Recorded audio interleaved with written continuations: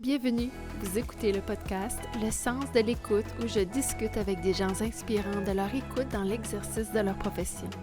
Mon nom est Marie-Ève Dugas et aujourd'hui on parle avec Brigitte Vachon qui est physiothérapeute, ostéopathe et coach de vie. Bienvenue tout le monde.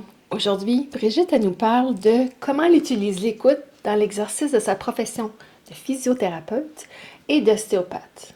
J'ai bien hâte d'entendre qu'est-ce qu'elle a à nous dire sur comment elle écoute ses clients dans sa globalité. Bonne écoute. Salut Brigitte. Salut Marie-Ève. Je voulais vraiment t'inviter pour ce podcast parce que toi, je sais que t'es physio et t'es aussi ostéopathe. Et ça m'a toujours intriguée, l'ostéopathie, parce que je me suis dit, j'y vais beaucoup, puis là, je me disais, mais comment qu'ils font pour écouter le corps à ce point-là? Fait que je voulais avoir ton point de vue là-dessus. Et aussi, c'est pas la première que je vois qui a fait le parcours, qui est passé de la physiothérapie à l'ostéopathie. Est-ce que tout d'abord, tu peux comme expliquer un peu c'est quoi la suite logique qui t'a apporté de la physio à l'ostéopathie? Oui, avec plaisir. Ben, juste par rapport à ton introduction, oui, c'est intriguant, hein? Puis t'es pas la seule qui est intriguée. Beaucoup de mes clients vont me demander, mais qu'est-ce que tu fais? Qu'est-ce que tu sens? Mais qu'est-ce qui se passe? Je sens rien, mais à la fin du traitement, ça a tellement fait du bien. Peux-tu m'expliquer? Donc, oui, avec plaisir pour démystifier un peu le monde de l'ostéopathie pendant le podcast. Puis oui, quand tu m'as invité au podcast, j'ai réfléchi un peu à qu'est-ce que je voulais partager, puis j'ai réalisé que l'écoute avait été au cœur de mon choix de carrière. Parce que moi, dans la vie, je suis passionnée par les êtres humains, par la psychologie humaine, par comment le corps fonctionne. Toute petite, j'étais émerveillée par le corps, comment il fonctionne. Je sais pas si tu écoutais ça petite, mais il y avait une émission qui s'appelait « Il était une fois la vie ». Oui, oui, oui, oui.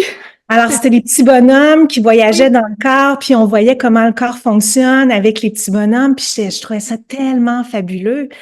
Fait que pour moi, c'était clair que de la fin du secondaire et tout le cégep, c'était clair que je m'en allais vers la médecine pour nourrir cette passion-là de je veux en apprendre plus sur le fonctionnement du corps humain.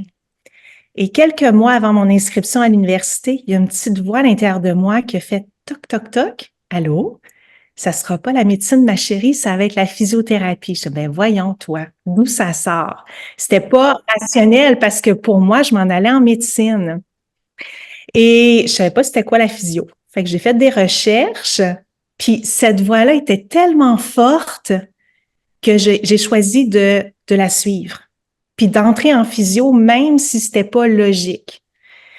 Et OK. la première session à l'université, en physio, même chose, la petite voix cogne à ma porte pour me dire, ma chérie, après physio, ça va être l'ostéopathie. Ben voyons. Je savais pas c'était quoi l'ostéo à ce moment-là. Je fais mes Voyons donc. recherches. Puis, OK, j'ai fait physio, j'ai fait quelques années de formation postgraduée en physio, puis 4 ans après, je m'inscris en ostéopathie pour réaliser quelques années après que cette voie-là, c'était mon âme, ma véritable nature, mon essence, pour réaliser que j'étais facilement en contact avec mon âme, facilement en relation avec mon âme. Puis c'est peu commun.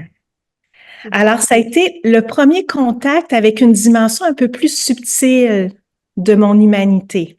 Il y avait mon côté mental, rationnel qui voulait me diriger vers la médecine, mais il y avait cette autre partie de moi qui poussait très, très fort pour m'amener dans une autre direction. OK. Puis au fur et à mesure que j'ai avancé dans mes études en ostéopathie puis que je pratiquais, je voyais que je sens beaucoup de choses dans le corps de mes clients, puis au-delà du corps de mes clients ou mes partenaires de classe. Puis je posais des questions aux profs, je dis, je comprends pas ce que je sens, c'est bizarre. Puis mes profs disaient, ben oui, effectivement, tu sens beaucoup de choses. Ou on me disait, va pas là. Ah, là, c'est quoi là? C'est où là? Va pas là. C'est toujours resté mystérieux OK. pour réaliser que, au fur et à mesure que je travaillais en ostéopathie, cette dimension-là, c'était l'invisible. J'ai comme compris que j'étais en relation, en contact avec l'invisible. Et ça, c'était nouveau pour moi. Il y a eu le premier contact avec mon âme, puis après ça, ce contact avec l'invisible. Puis là, j'avançais dans ma pratique avec mes clients, puis je sentais des choses, je sentais des présences pour réaliser que ces présences-là, c'était des présences de gens décédés. Ça pouvait être le père ou la mère de mon client, un cousin, une cousine. Pour réaliser que ça, c'était une forme de médiumnité que j'avais, la clairsentience. Il y a plusieurs types de médiumnité. Il y a la clairvoyance, la clairaudience, la clairsentience, la clairconnaissance. Puis pour moi, comment ça se traduit, c'est je suis en contact avec l'invisible par mon ressenti. En tant que physio-ostéo, je palpe des corps, je palpe Oui, différentes textures, mais ce oui. qui se présente dans l'invisible, c'est différentes textures. Quand il y a quelqu'un qui se présente dans l'invisible, cette personne-là ou cette entité-là a sa propre texture. Ah, c'est un autre niveau C'est un autre, de texture et extrasensoriel, mais c'est le sens du toucher, mettons. oui, mais à un autre niveau, exactement. Et je sais pas comment ça fonctionne pour les autres personnes clairsentientes, mais moi, cette perception-là que je reçois, cette palpation-là que je reçois, ça se transforme automatiquement en image, comme une image de rêve. Une image de rêve est claire, mais on peut pas la toucher en même temps. Oui.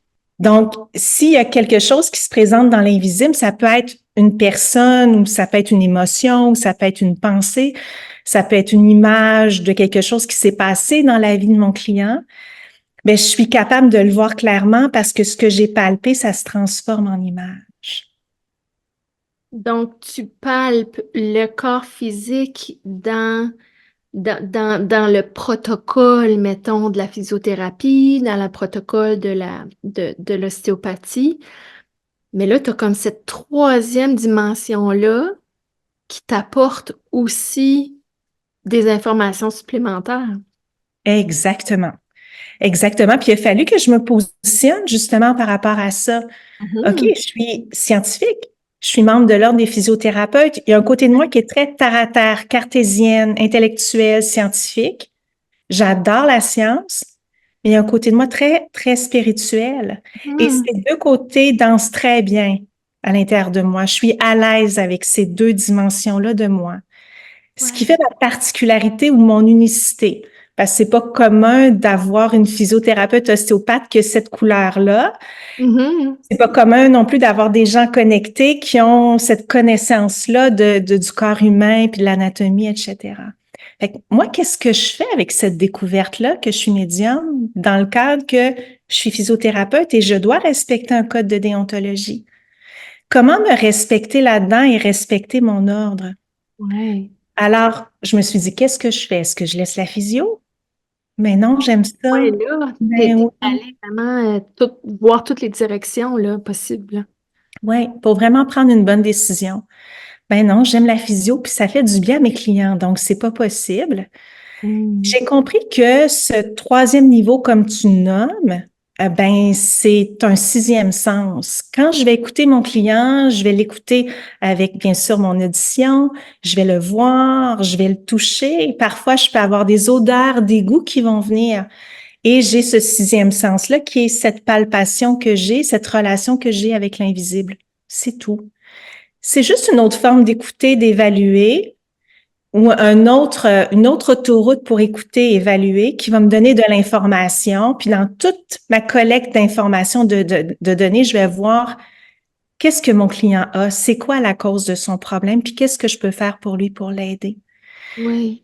Donc, dans le cadre d'un traitement, je vais pas faire de la médiumnité, mais ma lecture de l'invisible va juste me rajouter plus d'informations. Parfois, ça peut être une image de mon client quand il était petit, puis il s'est blessé petit, puis cette blessure-là a un impact sur le problème qu'il a à l'heure actuelle et le pourquoi il vient me voir. Fait que ça me donne une information supplémentaire pour bien diriger l'évaluation, bien diriger le traitement. Ben oui. Mm. Puis là, dans le fond, cette écoute-là, maintenant, elle est acceptée, elle est intégrée. Ben, elle était déjà en toi, mais là, tu acceptes sa présence. Fait que là, t'as quand même, tu expliquais, t'as quand même fait un cheminement d'acceptation, là, au travers de ça, puis t'as fait ton choix avec tes valeurs personnelles de non, c'est important. Oui, exactement. Parce que sinon, ça aurait été mettre de côté une partie de moi. Mm. Ça aurait pas été intègre. Il y aurait quelque chose qui aurait pas été en accord avec moi et qui serait venu colorer la thérapeute que je suis. Ça aurait pas été aidant puis supportant. Je pense que c'est important de reconnaître qui on est dans toutes nos facettes, dans toutes nos couleurs, puis de voir Ouais. qu'est-ce qu'on veut faire avec ça, puis de Ah, l'incarner au mieux possible. ouais, parce que sinon, comme tu le dis bien, on se coupe d'une partie de soi, on n'est pas intègre, on n'est pas complet,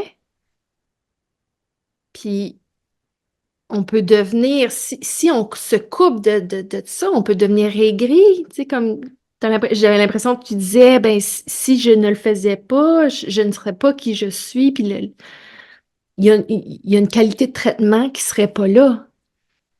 Exactement. Et c'est aussi moi qui m'accueille dans ma couleur à moi, dans mon unicité à moi. Je peux être à l'écoute de cette unicité-là chez l'autre. Parce que l'autre aussi, l'humain aussi, peut être toute sa vie à côté de lui-même parce que laissé de côté, il a nié des parties de lui. Et moi, ma mission dans ma vie, c'est d'accompagner les gens à se connecter à leur unicité, à leur véritable nature. Je peux pas le faire si moi, je m'accueille pas pleinement dans mon unicité. Et il y a toujours des solutions pour inclure toutes les parties de nous dans le travail qu'on fait. Il faut juste y réfléchir. Des fois, la porte, elle est pas facile à voir ou la solution est pas facile à voir, mais il faut juste y réfléchir. Des fois, ben, c'est être accompagné, toutes les deux, on fait du coaching aussi, c'est d'être accompagné par un thérapeute, par un coach pour mettre de la lumière sur ce questionnement-là. Mais je pourrais pas être une bonne thérapeute si je mets de côté une partie de moi. Très beau ça. Comment accompagner l'autre si soi-même on n'a pas fait le travail ou si soi-même on n'est pas dans cette ouverture-là de tout ce qu'on est. Puis c'est ça qui donne la permission à l'autre aussi de le faire lui aussi. C'est en voyant que, ah, OK, cette personne-là est pas morte, elle est toute entière, elle accepte toutes ces parties d'elle, c'est tout collé, il n'y a rien de détaché, puis elle vit, elle est Et pas c'est morte. possible, ça se peut, ben oui, ça devient une inspiration, puis c'est plus Oui. au niveau de j'aide les gens à se connecter à leur véritable nature d'un point de vue intellectuel. Je comprends ce que c'est la véritable nature, puis j'inspire les gens à y aller, mais ça reste juste à ce niveau-là, c'est incarné à l'intérieur de moi. Fait que tu Ouais. vois tout le chemin que j'ai fait depuis le secondaire où je voulais aller en médecine, puis là maintenant je fais la physio, je fais l'ostéo et j'intègre comme un outil d'évaluation cette capacité de lecture de l'invisible. J'aurais pas pu faire ça en médecine parce qu'en médecine, malheureusement, le temps de rencontre avec les clients est rapide. En ostéo, je peux prendre 1 heure, parfois même 1 heure et demie. J'ai le temps. J'ai le temps d'être à l'écoute. J'ai le temps d'entrer en relation avec l'autre. Regarde toute la sagesse de mon âme. Mon âme savait déjà à 18 ans ce que je devais faire. Mais mon mental me disait, mais non, mais ça n'a pas d'allure. Tu es tellement passionné de médecine, va en médecine. Mais je serais passée à côté de ma vie. Ben oui. Peut-être que je me serais réveillée plus tard, mais Oui. j'ai eu Uh-huh. cette chance-là de me réveiller jeune. Ouais, c'est ça. La voix aurait crié de plus en plus fort. Là, t'aurais vraiment pas pu comme passer à côté, là. Déjà que t'étais même pas, tu ne connaissais pas cette dimension-là, mais c'est tellement manifesté. Puis là, tu as eu la confiance d'écouter. C'est quand même, ça devait être assez fort comme appel, là. Oui, Ouais, oui, la voix était très, très forte et il n'y avait pas de ouais, mais peut-être que je serais mieux de pas la suivre. Il n'y avait pas de doute. c'est évident. Je comprenais pas, là. Mais c'est quoi? C'est pas logique, là. Moi, je vais aller en médecine physio. C'est pas pour dénigrer la physio, j'adore la physio, mais c'était Oui. pas dans ma logique à moi. Fait que, tu sais, quand on est connecté à son âme, là, puis que notre âme nous dit quelque chose, là, il n'y a pas de doute. Ça nous arrive toutes, à un certain moment de notre vie. Ça devient très, très clair. Puis là, Ouais. c'est comme après ça, si les éléments sur notre chemin se mettent en place, même s'il y a des embûches, ça devient possible Ouais. parce que c'est notre chemin à nous. Ouais, la direction est claire, même si c'est difficile sur le chemin, la direction est tellement claire que t'as pas le choix d'aller là de toute façon. Ouais, Mmh. ouais. C'est vraiment intéressant. Si on ramène ça dans le bureau, mettons, là, tu t'expliquais que tu as cette dimension-là que tu es capable de palper. Est-ce comment ça se passe dans le fond quand un client arrive dans ton bureau? C'est quoi tu écoutes en premier quand il passe la porte? Ben, la première écoute que j'ai, c'est envers moi. Parce que Oh! je peux pas écouter l'autre si moi, je suis pas à la bonne place. Comment OK. je suis là? Ça se passe avant que je le reçois ou dans les premières secondes que je le vois. OK, je suis dans quel espace? Est-ce que je suis bien ou je suis pas bien? Puis je vais toujours retourner dans cet espace-là à l'intérieur de moi où je porte l'amour. L'amour pour moi, l'amour pour ce que je fais. J'adore ce que je fais. J'adore les humains. L'amour pour les humains. Puis ça te connecte, je sens ton cœur qui fait ça.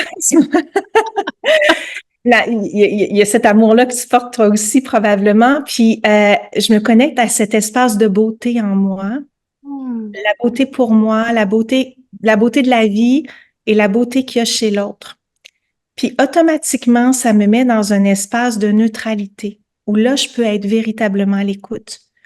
Au-delà de mes préoccupations, de mes croyances, de mes pensées, dans je veux aider l'autre, non, je suis vraiment présente pour l'autre. Ça prend quelques secondes. Et après ça, là, je peux être à l'écoute de mon client, puis là, ben, il y a plein d'informations qui arrivent. C'est merveilleux. Parce qu'il va venir, il va s'asseoir. La posture dans laquelle il est, ça me donne déjà de l'information.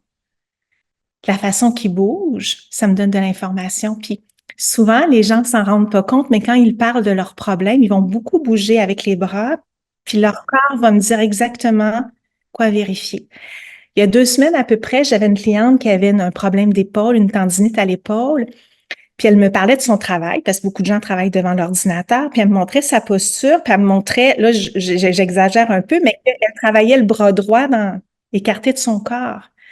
Puis il dit, tiens, c'est intéressant, est-ce que tu as tendance à travailler le bras écarté de ton corps? Elle dit, ben oui, comment ça, tu sais ça? Comme si c'était magicienne, mais il n'y a pas de magie, c'est qu'elle, elle ne se voit pas bouger. Oui, c'est ça. Regarde, tu viens juste de faire ça. Oui. Elle l'a mis à la position exacte, là. Tu sais, elle a refait le mouvement sans s'en apercevoir, hein. Exactement. Puis j'ai dit, regarde, juste prendre conscience que ton bras est comme ça, de le ramener près de toi. Regarde toute la tension que ça met dans ton bras. Tu fais juste Mmh. corriger ça, puis probablement 80% de ton problème est réglé. Puis ça a pris 2 minutes juste la voir, puis la laisser parler.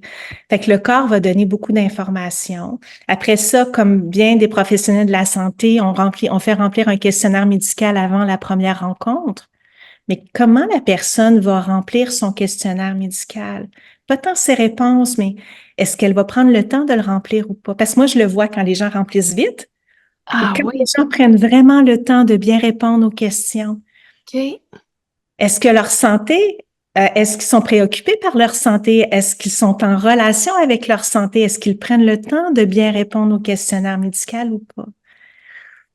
Ça va me donner de l'information aussi par rapport à, je donne souvent des exercices en physio. Est-ce Mmh. que la personne va avoir de la facilité à les faire ou ça va être un défi parce que la personne n'aura pas de motivation, ne sera pas intéressée? Mmh. Puis sinon, mais comment la personne parle, les mots qu'elle choisit? Bien sûr, elle va me parler de la douleur, mais de quelle façon elle me parle de la douleur? Quelle est sa relation avec la douleur, OK.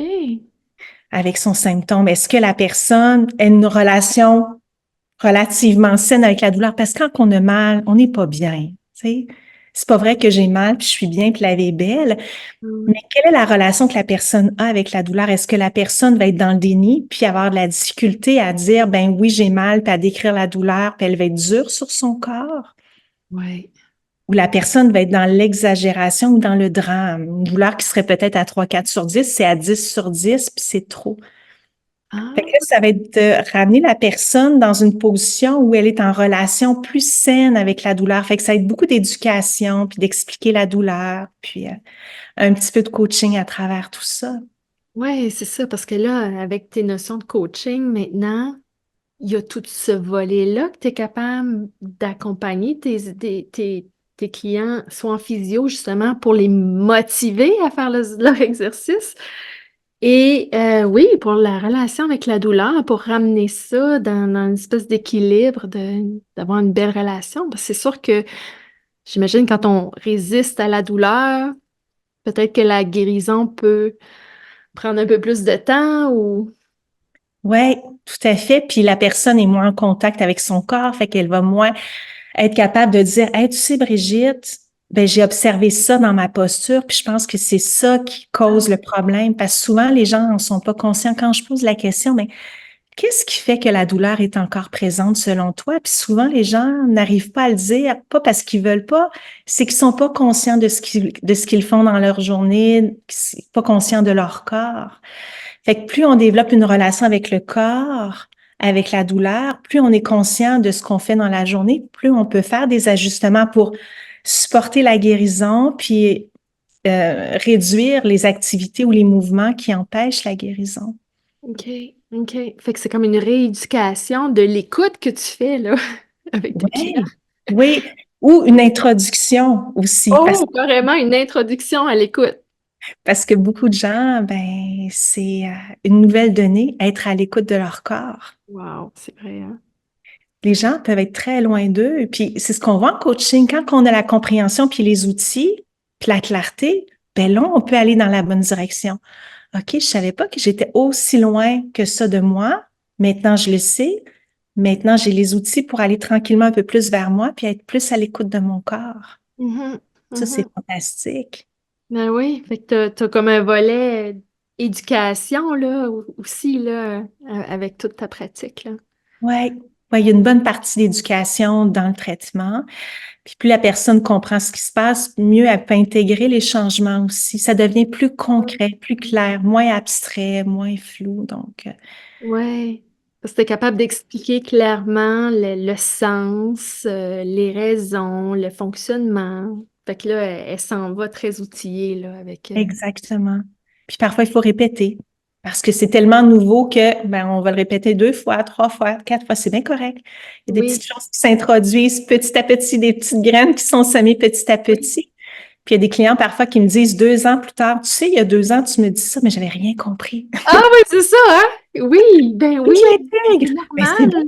Oui, Ben oui. oui, C'est correct. Bravo à toi de l'intégrer là. ben oui. Mhm. Puis il y a aussi comment les mots utilisés par le client, comment il parle de lui et de son corps. Parce que les gens peuvent être parfois très durs envers eux.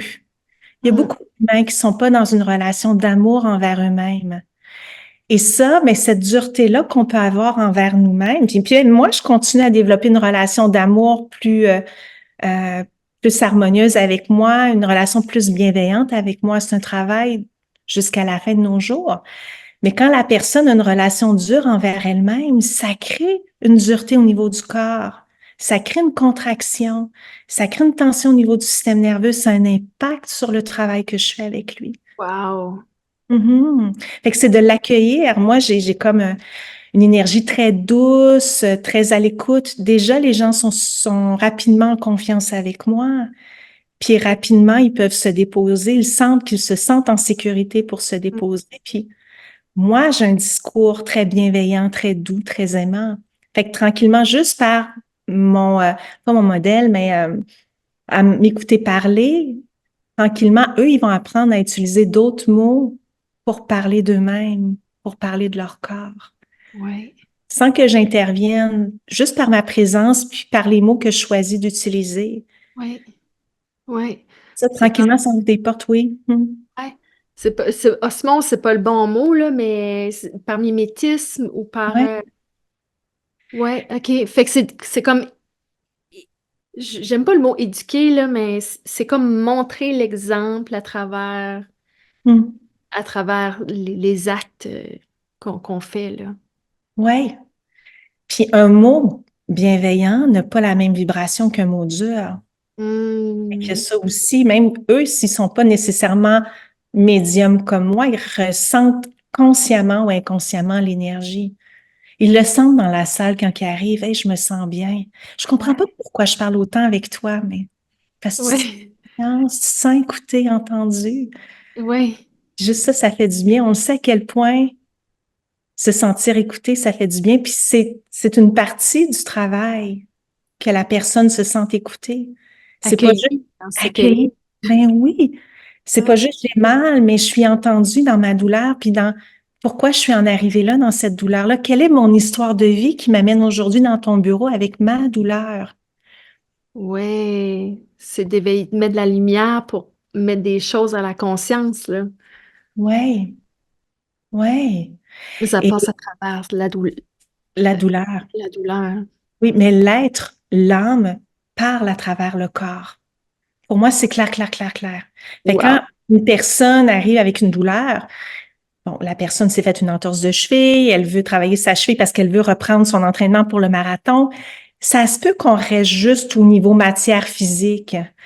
Mais il y en a pour qui c'est, je me suis fait une entorse de cheville parce que je suis dans un dilemme de vie où je suis en train de me poser la question, qu'est-ce que je fais au niveau professionnel, puis je sais pas quelle direction je veux prendre. Puis là, tout d'un coup, boum, je me fais une entorse de cheville. Là, c'est pas le même travail. Il y en a un que c'est plus mécanique, puis il veut reprendre son marathon, son entraînement pour le marathon. Puis l'autre, il y a tout un aspect de, mais t'es rendu où dans ta vie? Puis comment je peux t'aider à faire en sorte que ta cheville se rétablisse, puis tu te retrouves la fonction, mais d'introduire aussi l'aspect de tu te remets en question à l'heure actuelle dans ta vie, puis comment je peux t'aider là-dedans. Et l'âme va parler à travers le corps. Pour moi, c'est quasiment tout le temps, mais ça ne veut pas dire que je vais adresser ça avec toutes les personnes parce que être à l'écoute, Marie-Ève, c'est aussi de voir, mais qu'est-ce qu'il veut, mon client? S'il veut juste du mécanique, du physique, j'adore ça, c'est bien correct. Ben oui, go pour le marathon, puis je t'encourage, puis je suis derrière toi. Puis si quelqu'un d'autre, c'est plus au niveau émotionnel ou au niveau plus j'en suis rendue où dans ma vie, puis j'ai besoin d'être accompagnée là-dedans, mais c'est aussi bon. Et moi, dans toute ma couleur à moi, autant scientifique que spirituelle, j'ai besoin de toucher à tout ça. Fait que juste faire de l'accompagnement plus spirituel, il me manquerait quelque chose. Fait que Mm. la simple entorse de cheville, pour moi, c'est du bonbon au même titre que la personne qui sait plus où elle s'en va dans sa vie, puis elle a besoin d'être accompagnée. Mhm. Ouais, fait que c'est vraiment t'aimes travailler, c'est vraiment sur la globalité de tout ce qui est présent pour toi, là.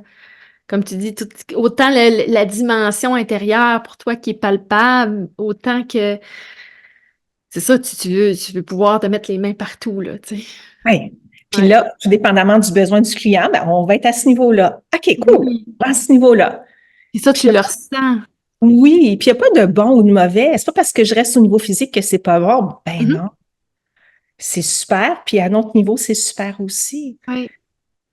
Puis quand mon client est assis en avant de moi, compte tenu que je suis dans cette lecture-là de l'invisible, mais je vais le sentir déjà quand il est assis en face de moi où ça se passe dans le corps parce que la zone de tension dégage pas la même énergie, la même vibration que le reste du corps qui est pas sous tension. Fait que déjà, genre une idée, ah, ça se passe un peu au niveau de la hanche droite. Il vient pour un problème de dos, mais moi, c'est la hanche droite qui m'interpelle. Sans mettre cette donnée-là comme une donnée absolue, Mhm. je vais évaluer par la suite, mais déjà, ça me piste un petit peu par rapport à l'évaluation. Oui, Puis oui. comme vas-y, t'allais... Ben, c'est ça, dans le fond, t'as ce portrait-là avant même de toucher, là, avant même d'être près du corps. Ouais. Déjà, il y a ce contact-là. Déjà, il y a cette relation-là qui est établie. Puis après ça, ben, c'est le classique. On fait nos tests physiques, nos tests mécaniques en physio, en ostéo. Fait que là, ça me confirme des choses. Ah, je pensais ça, Mm. je pensais ça, je pensais ça. Puis comme avec mes tests, ça confirme ou pas pantoute.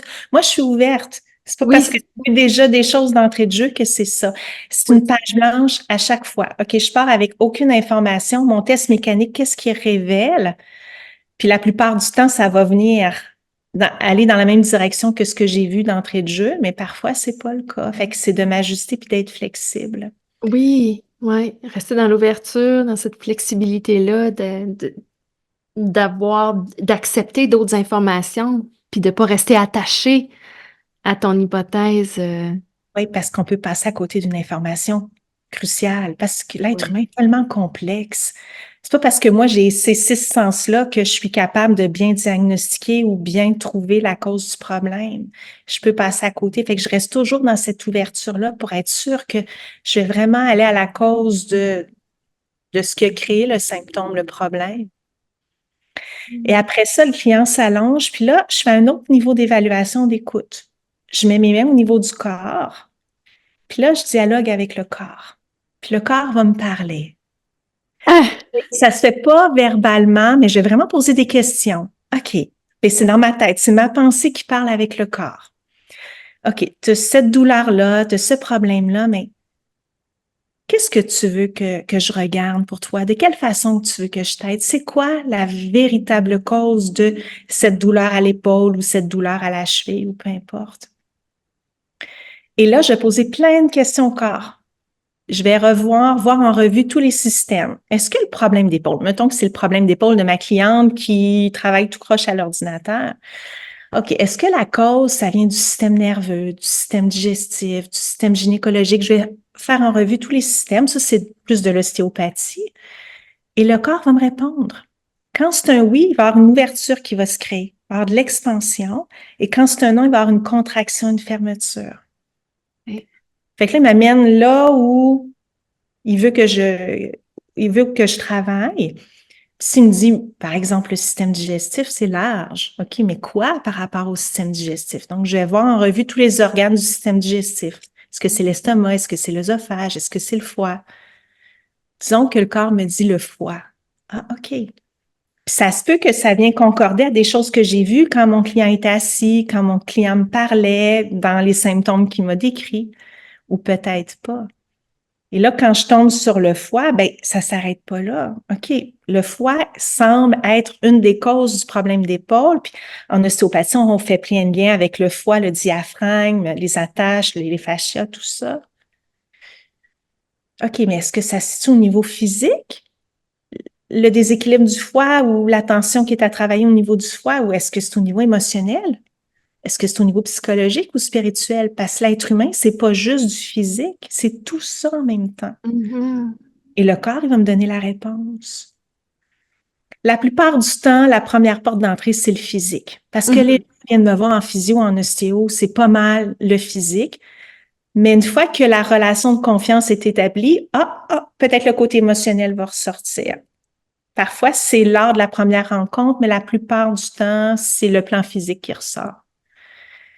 Ben, en travaillant en corps physique, ça peut faire. J'ai vécu des énormes relâchements émotionnels parce qu'on travaillait une partie du corps physique. Et une montée d'émotions, là, de tristesse ou de. Mais c'est clair, là. Puis ça peut même parler, là. Ça peut même parler, ça peut. C'est très intéressant, là. Puis j'ai vécu des beaux moments en ostéopathie, là. C'est très libérateur. Ouais. C'est très relié aux émotions, là. Je trouvais, ben, moi, ma perspective de client, là. Mhm. Ben oui, parce que les émotions sont dans le corps physique. Fait que moindrement qu'on touche le corps physique, qu'on libère les tensions, mais oups, l'émotion qui était prise dans cette tension-là a la place pour parler, Oui. exprimer. Moindrement que le thérapeute a cette sensibilité-là. Et il y a toujours une lecture de ton âme.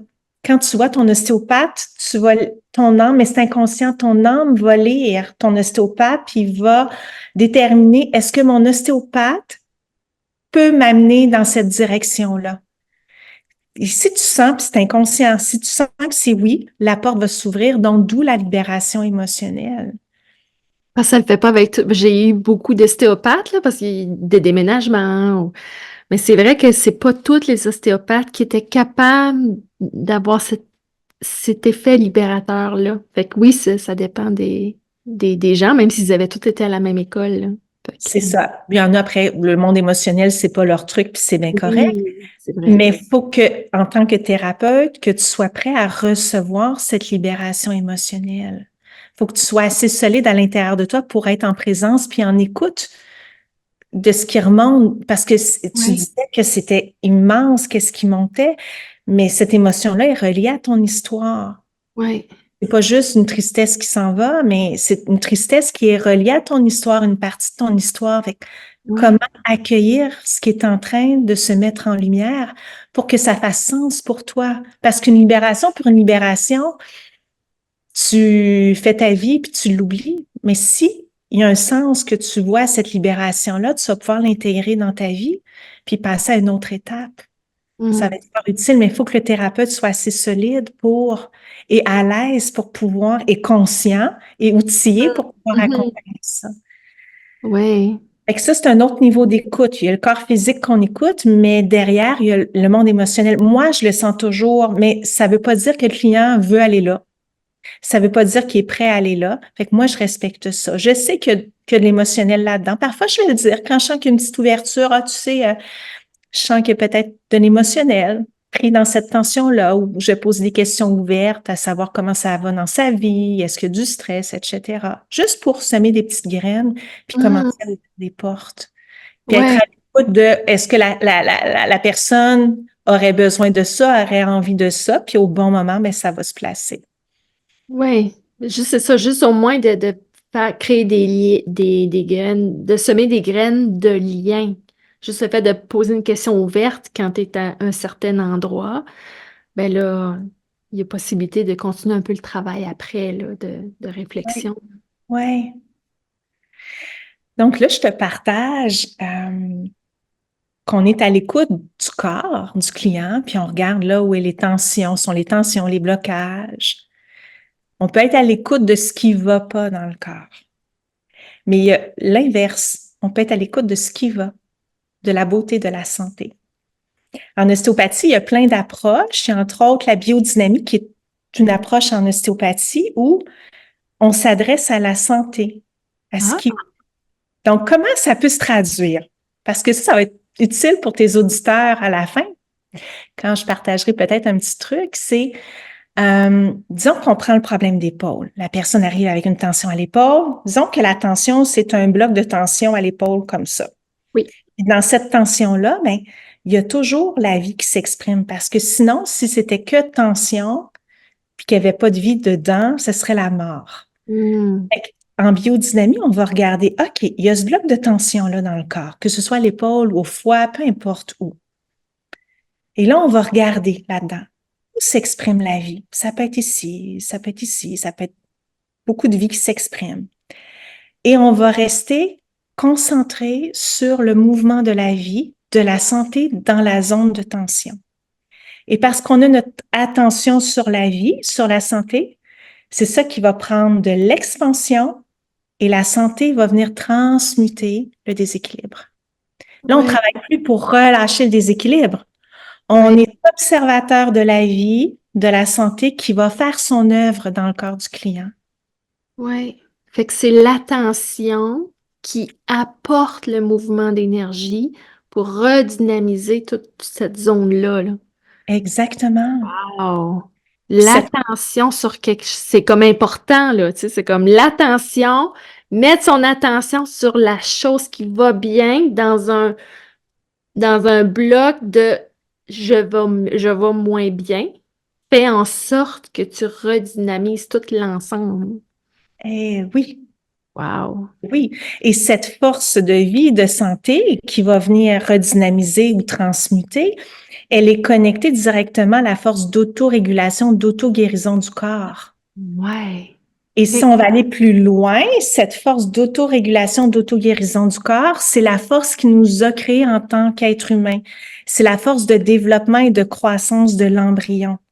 Puis plus tard, elle se développe, elle se transforme en force d'autorégulation, d'auto-guérison du corps.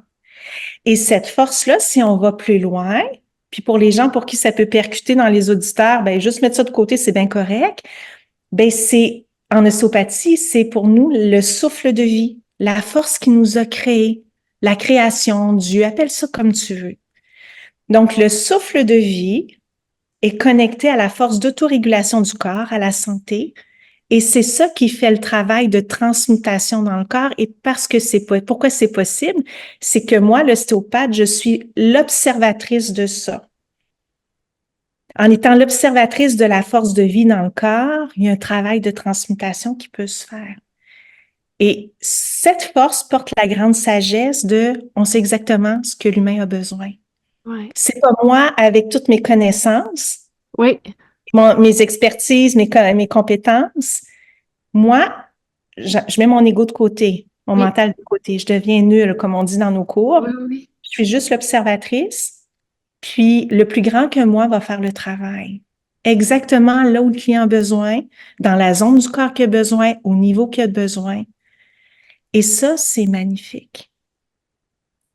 Et ça, c'est magnifique. Et c'est pas avec tout le monde que je fais ça. Encore une fois, c'est quand j'ai mon client devant moi, de quoi il a besoin. Peut-être que c'est juste une cheville à rééquilibrer avec des exercices en physio, puis c'est parfait.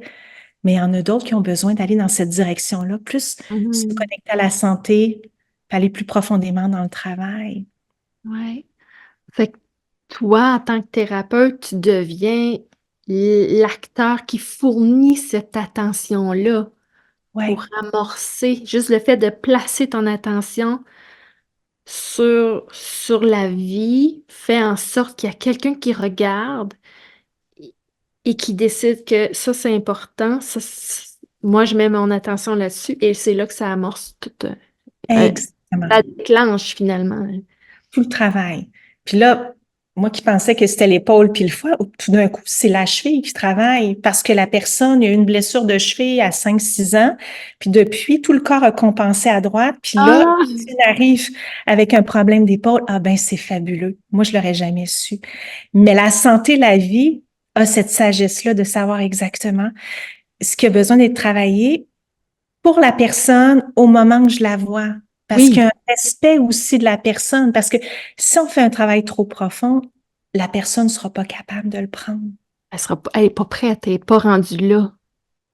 Ouais, Fait qu'il y a un respect de, OK, de quoi elle a besoin? Elle est ouais. rendue dans sa vie, puis on va supporter le travail exactement sur ce qu'elle a besoin au moment où je la vois. Puis dans 2 mois, ça sera peut-être autre chose. Dans 3 ans, ça sera peut-être autre chose.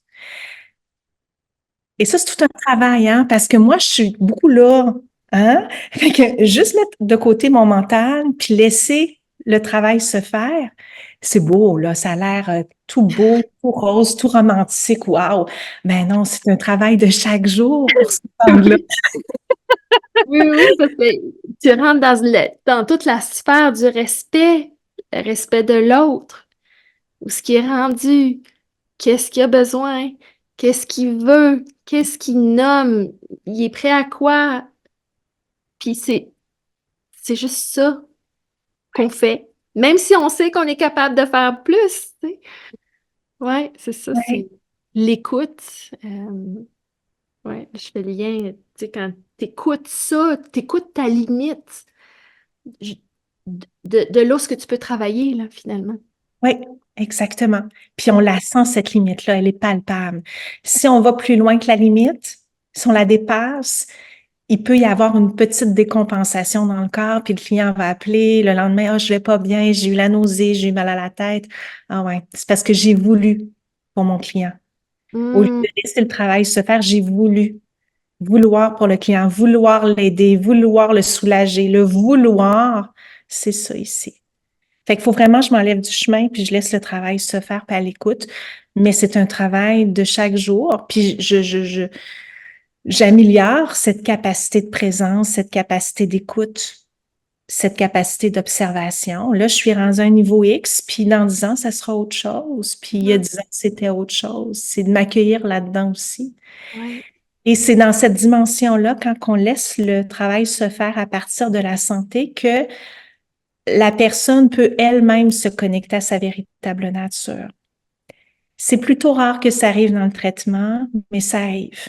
Et là, c'est une grande révélation pour la personne. Elle comprend pas ce qui se passe. Qu'est-ce que je suis en train de connecter? On peut Hmm, le ressentir quand on fait beaucoup de méditation, par exemple, ou d'autres hmm, types d'approches de cette nature-là. Puis là, c'est une nouvelle porte qui s'ouvre. OK, mais c'est quoi qui vient de se présenter à moi? Puis là, c'est de l'accompagner. là-dedans, aller à la rencontre, à la découverte, à l'exploration de qui elle est véritablement. Mhm. Qu'est-ce qu'elle a envie, qu'est-ce qu'elle veut vivre. Cette petite voix que j'ai rencontrée à 18 ans qui me dit non, non, on va pas en médecine, mais on va en physio. Mais Ouais. c'est exactement ça que la personne rencontre dans mon cabinet. Oui, Oh, oui, oui. comme si j'ai fait des choix que c'est peut-être pas tout à fait moi, tout à fait aligné. Puis là commence un magnifique travail d'exploration puis de découverte de soi. Mhm. Fait que c'est d'être à l'écoute aussi quand ça se passe, d'être présente dans l'accompagnement Ouais, pour que ça se déploie en douceur. Puis, ouais. wow, c'est vraiment merveilleux tout ce que tu as partagé. J'en sors vraiment nourrie. Des choses que je connaissais pas, des façons de voir. C'est sûr que là, le respect, on vient d'en parler du respect, mais comment le respect de l'autre est important, l'écoute de la limite, l'écoute de sa limite d'intervention. J'avais jamais pensé à ça. Je Hmm. trouve ça vraiment intéressant. Hmm. Est-ce que tu aurais comme un message ou un conseil à donner à ceux qui nous écoutent par rapport à tout ce que tu connais, toi, de l'écoute?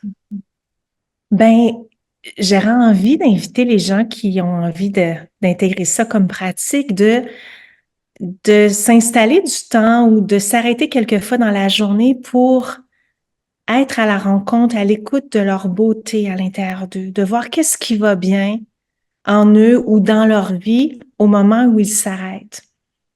Parce que c'est un peu comme voir la santé, voir la vie. Et quand on voit ce qui est beau en nous ou beau dans ce qu'on vit, ça permet de transmuter ce qui va pas. Parce que dans la vie, on vit des difficultés. Par exemple, on est en couple, on vit des difficultés de couple. Oui, mais dans cette difficulté de couple, il y a des belles choses aussi.